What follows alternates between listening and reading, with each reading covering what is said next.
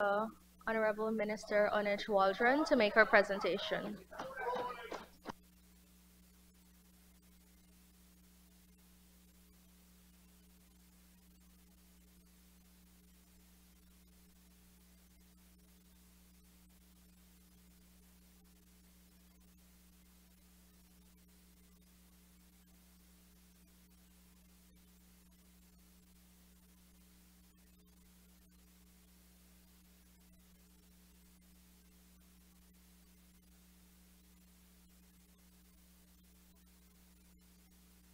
No, it's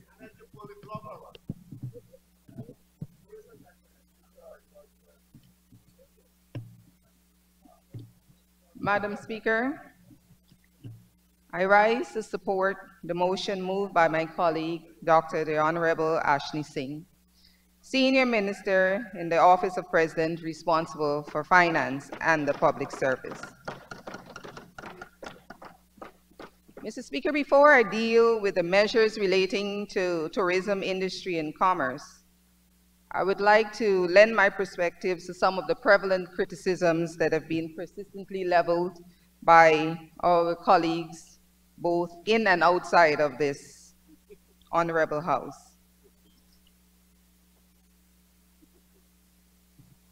The first of those, Mr. Speaker, is raised by the Honorable Member Jai Prasad. I apologize. As it relates to, they come here and raise the issue of the increase in the old age pension. And you hear things from the honorable member that preceded me and the members before, that the increase in the old age pension is equivalent to only 5 minutes a day, and that we are an oil-rich country now, and so money's in abundance, we have a surplus of money, and so the pensioners should be given more. Very vacuous, simplistic arguments. And in order to treat with this, Madam Speaker, I find it necessary to restate two fundamental and indisputable facts that seem to be lost in the noise created in this House. The first of these facts, Madam Speaker, is that oil is a finite resource. It is non-renewable. As night follows day, stick with me, there will come a time when it will be gone. It should go without saying that the revenues will disappear with it. So this is the first of the facts that we need to bear in mind, Madam Speaker. The second indisputable fact, Madam Speaker, is that as Guyana went into the historical general elections of 2020, we all knew we possessed massive oil reserves. The Liza 1 discovery was announced in May of 2015, Payara announced in January of 2017, Sunuk in March of that year, Liza 3 and Turbo later on in the same year, and so on. By the time the PPP Civic released its manifesto in January of 2020, Exxon had announced 16 strikes, and all of us now in this honorable House knew or ought to have known that Guyana possessed millions of barrels of oil and oil equivalents. That is the second fundamental fact, Mr. Speaker. We all knew about the oil in January of 2020. I'm going through all of this, Madam Speaker, because our colleagues on the other side are behaving as though neither of these facts is true. One, they behave as though oil resources are infinite, and so they call for all kinds of reckless spending. And when faced with the reality that we are doing exactly what we promised to do with the old age pension, They behave as though the PPPC got into office and then suddenly discovered previously unknown oil revenues. So they say we got a windfall and should therefore program increases over and above what we promised.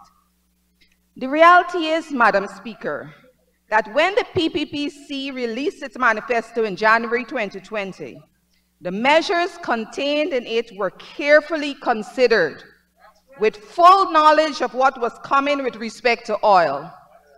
Our team includes several seasoned veterans of the Ministry of Finance. The President is one such, as is the Vice President, as is the Minister responsible.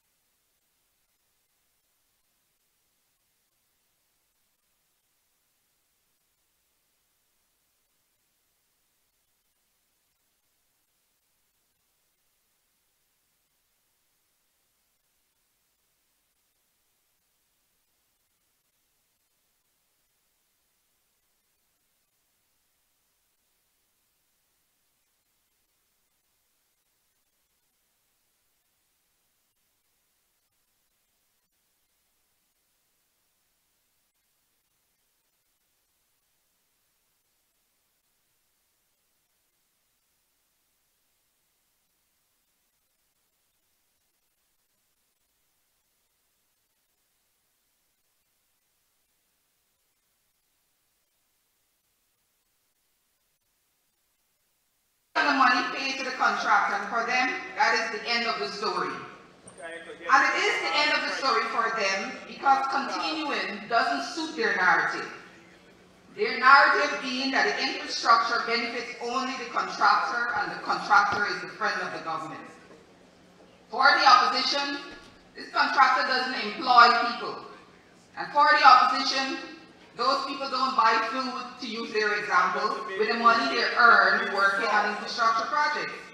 Neither by the reasoning of the opposition do they buy goods and services in the rest of the economy.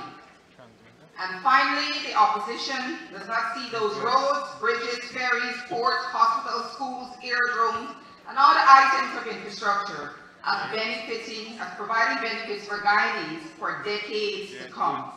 For them, there is minimal, if any, value in infrastructural projects. So what we have, Madam Speaker, is an opposition that is unwilling to, and perhaps incapable of comprehending the role of infrastructure in economic development. And this is never at the expense of taking care of the needs of the people, Madam Speaker. In fact, the needs of our Guyanese citizens are foremost and paramount when crafting our economic policy. Madam Speaker, were it not for the fact that there are people out there in society who look to the opposition for leadership, I would leave it there. But there are such people, Madam Speaker. That is the nature of a democratic society. There are people who look to the opposition for leadership, and it is my contention, sir, that these people are ill-served by an opposition who oppose for the sake of opposing and do nothing to help or encourage their supporters to seize the opportunities that exist. And these opportunities do exist, Mr. Speaker. This government has made available to all without regard to race, gender, class, or political persuasion. We have heard speaker after speaker on the other side coming to us with tales of woe from people whom they supposedly have met. I wish to suggest to you, sir, that if you're looking to someone for leadership, but that person tells you day in and day out that there is nothing in your country for you, that person tells you that there is no hope for you to get anything unless you put them in power, that is no use that you bid for a contract or start a business. If that is what you hear from the person to whom you look for leadership, it is not unlikely that this will color the way you see things. Mr. Speaker, there was a quote popularized in the early 20th century by one Napoleon Hill. It said, "Whatever your mind can conceive and believe, it can achieve." The opposition is encouraging their supporters to perceive Guyana as having nothing for them. They are the ones, sir, who are oppressing their supporters. They are the ones who wish to confine their supporters, to use the words of the Honorable Member Figueroa. They're the ones who wish to confine their supporters to the working poor by not having them take advantage of all the opportunities of this government. On the other hand, sir, when we travel the length and breadth of this country, wherever we go, we continually encourage Guyanese to seize the opportunities available. We encourage them to start a business, apply for a scholarship, get involved in agriculture, take up part-time jobs, enroll in training programs, apply for a small business grant, apply for a house lot, go for the young professionals home. All of these opportunities and more are available to Guyanese in every town, every village, every region, every community across the length and breadth of this country. We are telling people, especially young people, that this country is a country of bounty, a land of hope and of opportunity. That is why, sir, I can tell you of the dynamic young couple from South Ronville who is growing a logistic company, serving both government and private consumers. Or of another enterprising couple from the East Bank of Demerara who are building a marketing company. Or of the barber in Lodge who has just expanded the capacity of his business by 50% with a small business grant which enabled him to outfit another station. Or of the woman in Agricola who has left her job as a domestic worker after she found that she could start a viable business catering meals for the construction workers. on one of those same roads that we can't eat. So, Mr. Speaker, these are people, ordinary people, and I dare say from the dwindling opposition-dominated areas, who refuse to let anyone tell them that there's no place for them in their own country. And because we encourage them to conceive and believe that they are destined for prosperity, they are alive and alert to opportunity and are well on their way to achieving prosperity in the inclusive economy that is being delivered to them by the PPP civic government. Mr. Speaker, I now turn to the sectors of tourism, industry, and commerce. As we approach 4 years in office, we are now in a position where we can begin to see some of the impact of the policies we put in place. In this regard, sir, permit me to remind this honorable House of some macro performances of these sectors as reported by my honorable colleague, the Minister responsible for finance. In the realm of industry, other manufacturing grew by 31.8% in 2023. This is by any reading a credible, if not impressive performance. But there is an even more interesting story to be revealed if you refer to Appendix 2 to the budget speech. That appendix shows that other manufacturing grew by 16% during the years 2015 to 2019, but grew by 63% between the years 2020 to 2023. And we like to pay attention to the numbers, Mr. Speaker, because as this old adage goes, the numbers don't lie. The story is similar in the services sector, Mr. Speaker. If we look at the period 2015 to 2019, we can see that the services sector grew 12% in those 5 years. In comparison, the sector grew by 34% during the period 2020 to 2023. In fact, the one-year growth rate for the services sector in 2023 was 12%, almost equal to the 5-year growth rate under their administration. Wholesale and retail trade grew by just over 18% under the stewardship of the coalition government, compared to a growth of 70% since we were returned to office and started implementing our development agenda. And finally, Mr. Speaker, I point out the accommodation and food services subsector, which grew by 13% in 2023. During the period 2015 to 2019, this sector grew by 24%. But during 2020 to 2023, growth was 130%. Mr. Speaker, you may appreciate that this accommodation and food sector is closely related to the tourism sector. So you would appreciate, sir, what a growth of 130% in accommodation and food services implies with respect to growth in tourism. To continue with the sector performances, sir, I wish to again make the point that these developments have not appeared by magic. It should not be too hard to recognize that there's a linkage between, say, expansion in the construction sector and the government's progressive measures, such as providing cement subsidies for homeowners and removal and reduction of taxes on certain building materials.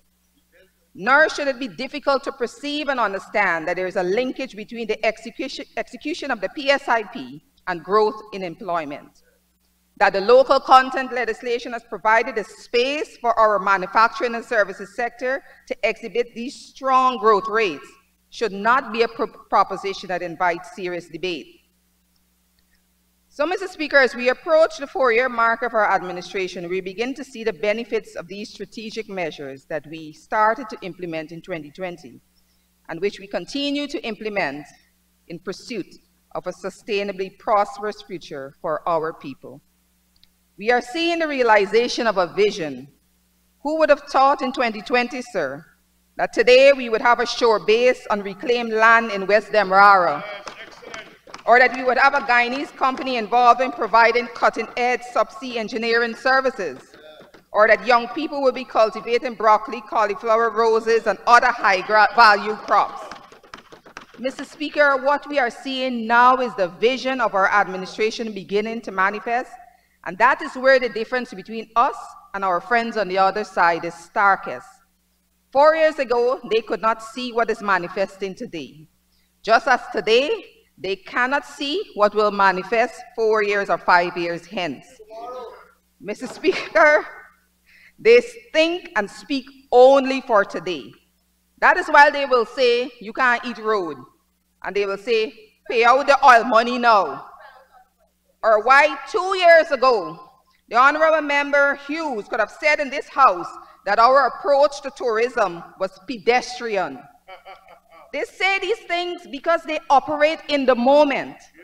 We, on the other hand, are planning and executing based on a development trajectory that extends years and decades into the future. Mr. Speaker, 2 years ago, I sat and I listened while the Honorable Member Cathy Hughes boasted about JetBlue, saying that this government has brought in no major airlines.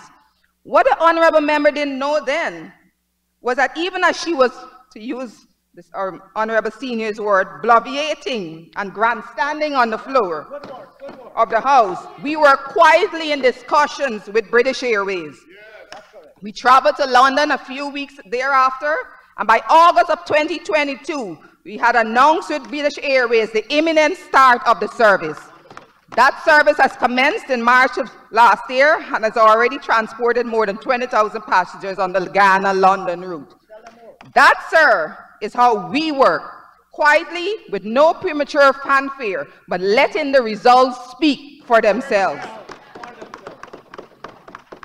Mr. Speaker, with respect to tourism, one of the primary metrics that we pay attention to is visitor arrivals. Mr. Speaker, the Honorable Member, Mrs. Hughes, speaking outside of this Honorable House, took issue with us over the report that visitor arrivals exceeded 319,000 in the year 2023. The Honorable says that this increase is negligible when compared to 2019. But, Mr. Speaker, the Honorable Member, the opposition's expert on tourism, totally ignored the fact that in 2020, the world faced the world's most momentous public health challenge it has ever seen in over 100 years in the form of the COVID pandemic. With COVID, the world went into lockdown and international travel ground to a virtual standstill. The World Tourism Organization estimates the global tourism suffered its worst ever year on record, with arrival rates dropping on an average by 74%. Ghana was no exception, sir. So in 2020, in the face of the pandemic, our visitor arrivals plummeted by 73% to 86,000. Mr. Speaker, that really is the base that we're looking at. If we consider the effect of the pandemic then, we might be able to appreciate the magnitude of our achievement as regards visitor arrivals. Arrivals increased in 2021 by 83% over 2020, moving from 86,000 to 158,000 over that period. In the following year, that is 2022, arrivals increased by 82% to 288,000. And last year, 2023, we returned to just over pandemic levels with the arrivals of 319,000. This is the record with which the Honorable Member takes issue. Mr. Speaker, when looked at in the context of our recovery from the pandemic, visitor arrivals increased by close to 270% in the 3 years we took office.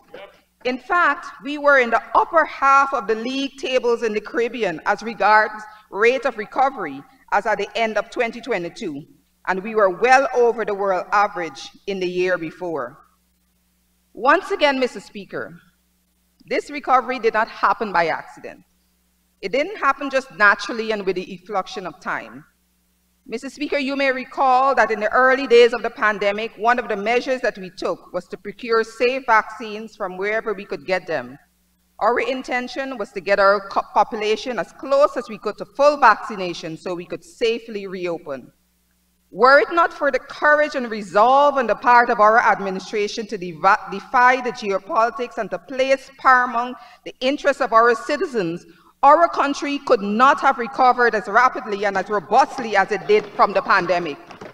And that recovery includes the 270% growth in visitor arrivals that we have recorded over the period 2020 to 2023. Mr. Speaker, arrivals for 2023 surpassed the previous highest recorded in 2029 by about 5,000 persons.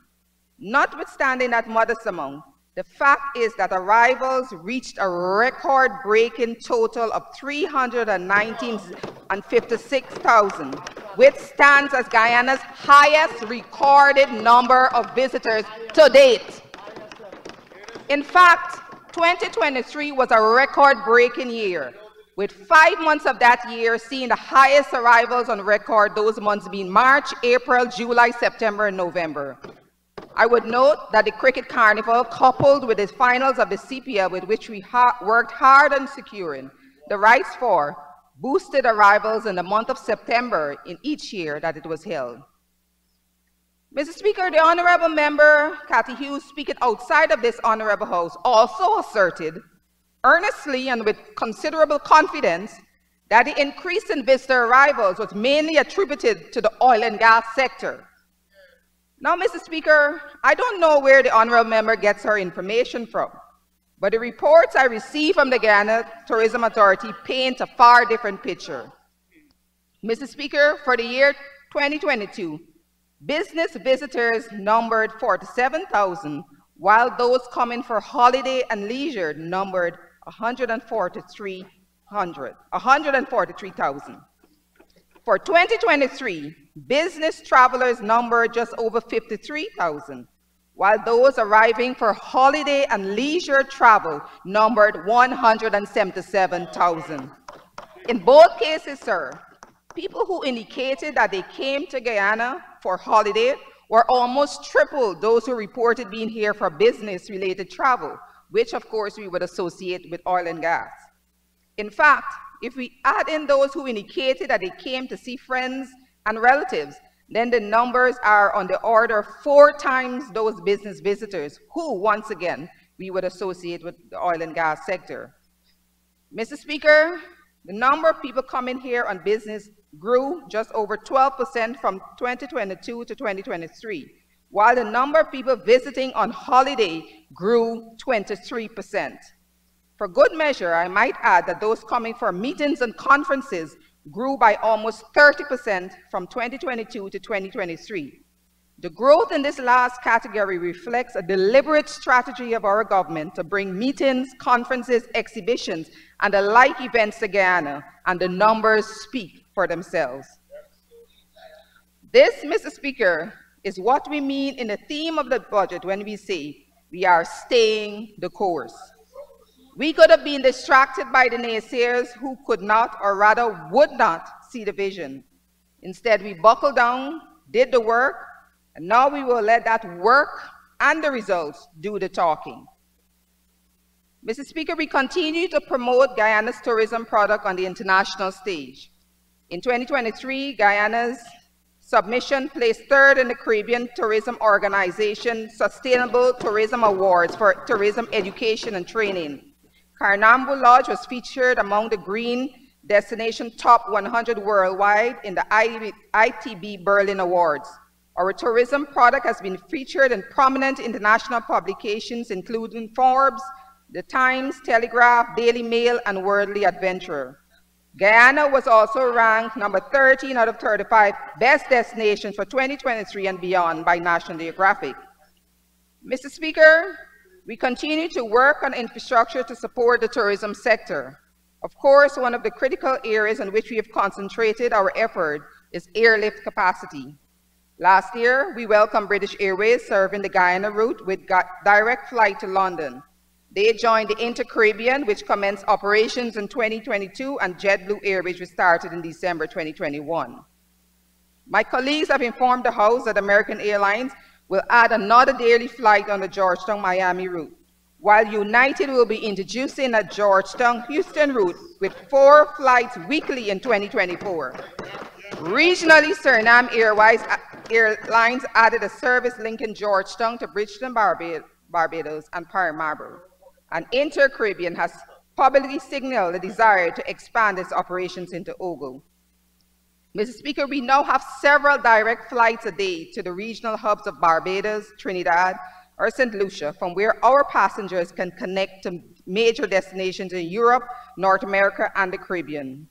We also have at least 2, and some days 3 direct flights daily into major North American hubs of Miami and New York. We have, of course, a direct route to London operating twice weekly and flights to Panama City. And with the addition of the Georgetown-Houston route, Guyana will have one-stop connections to somewhere between 250 and 300 destinations worldwide. In all, Mr. Speaker, airlift capacity rose from 226,000 seats in 2021 to just over 1 million in 2022, and again to 1.2 million seats in 2023. In short, sir, we have doubled airlift capacity in these 3 years. We have seen overall arrivals increase from 844,000 to 937,000 between 2019 and 2023. In so doing, we rebounded from a low of 231,000 in 2020 when we were caught by the pandemic. Mr. Speaker, I say once again that these various developments have not come by chance. They have come because we have a vision and we are putting in the work to realize it day in and day out. Honorable member, time out. We need an extension for you to conclude. Oh, Mr. Speaker, may the honorable member and colleague have 5 minutes or more to conclude. Thank you. Honorable Minister, you have 5 minutes to conclude. Sir, still on tourism, we have moved rapidly at the beginning of our term as we have invited expression of interest for the construction of internationally branded hotels. Our intention was to add about 1,200 rooms to the stock of higher tier rooms by 2025. And we are pleased to report that we are on track to have that target met on schedule. The developers of 5 internationally branded hotels expect to complete construction and start operations this year.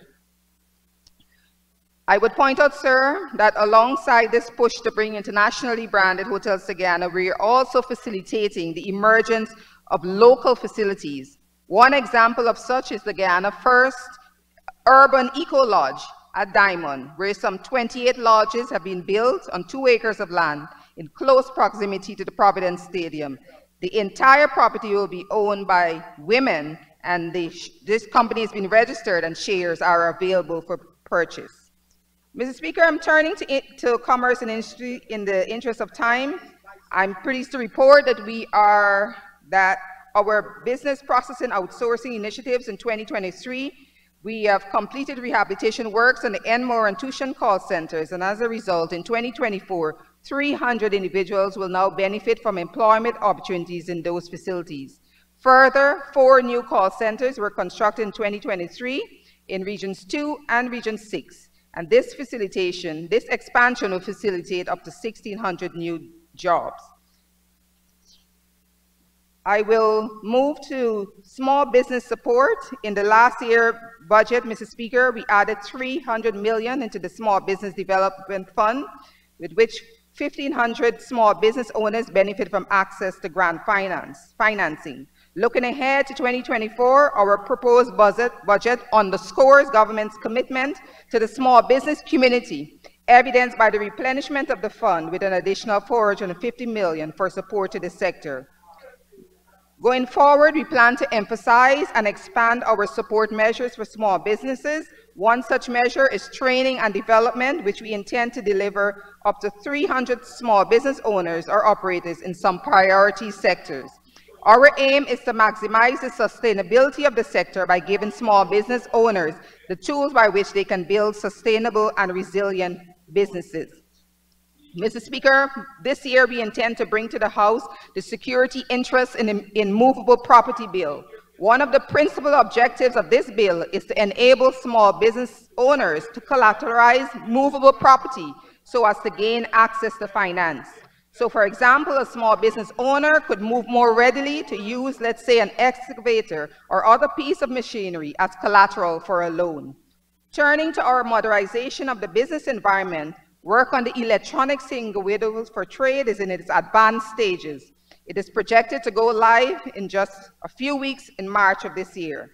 The electronic single window for trade will to a large extent automate the process for clearing of items for import and export, thus delivering a substantial decrease in the time and expenses associated with the trade-related process.